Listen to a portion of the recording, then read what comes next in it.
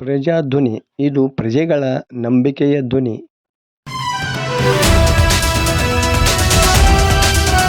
ಬಿಡಾಡಿ ನಾಯಿಗಳ ಹೊಟ್ಟೆ ಸೇರುತ್ತವೆ ವಿದೇಶಿ ಪಕ್ಷಿಗಳು. ಗದಗ ಜಿಲ್ಲೆ ಸಿರಹಟ್ಟಿ ತಾಲೂಕು ಮಾಗಡಿ ಕೆರೆ ವಿದೇಶಿ ಪಕ್ಷಿಗಳಿಗೆ ಹೆಸರುವಾಸಿಯಾದ ತಾಣವಾಗಿದೆ.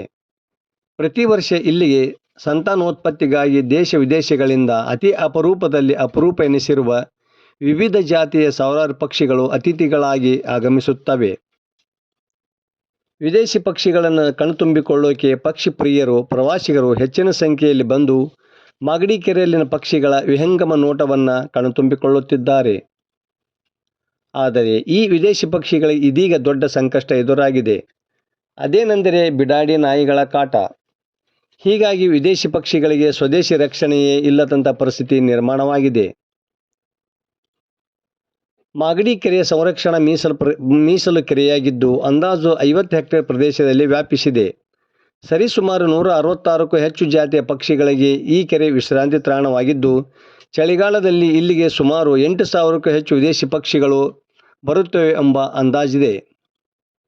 ಈಗಾಗಲೇ ರಾಜ್ಯ ಸರ್ಕಾರ ಇದನ್ನು ಸಂರಕ್ಷಿತ ಮೀಸಲು ಪ್ರದೇಶ ಹಾಗೂ ಸಂರಕ್ಷಿತ ವಲಸೆ ಪಕ್ಷಿಗಳ ಧಾಮವೆಂದು ಸಹ ಘೋಷಣೆ ಮಾಡಿದೆ.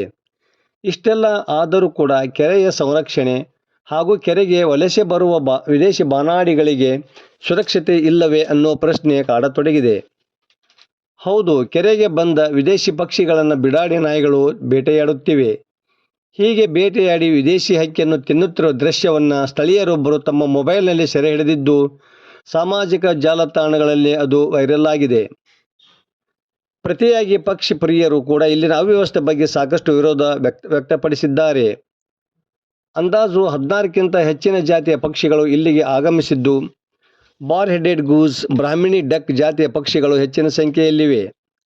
ಪ್ರತಿ ವರ್ಷ ಜಮ್ಮು ಕಾಶ್ಮೀರದ ಲಡಾಖ್, ಲೇಹ್, ವಿದೇಶಗಳಾದ ಮಲೇಷಿಯಾ, ರಷ್ಯಾ, ಆಸ್ಟ್ರೇಲಿಯಾ, ಟಿಬೆಟ್, ನೈಬೀರಿಯಾಗಳಿಂದ ಈ ಪಕ್ಷಿಗಳು ವಲಸೆ ಬರುತ್ತವೆ. ಲಡಾಖ್, ಲೇಹ್ ಮತ್ತು ಟಿಬೆಟ್ಗಳಲ್ಲಿ ವಿಪರೀತ ಚಳಿಗಾಲದ ಹಿನ್ನೆಲೆ ನವೆಂಬರ್ ತಿಂಗಳಿಂದ ಮಾರ್ಚ್ವರೆಗೆ ಅಲ್ಲಿನ ಸರೋವರಗಳು ಹೆಪ್ಪುಗಟ್ಟುತ್ತವೆ.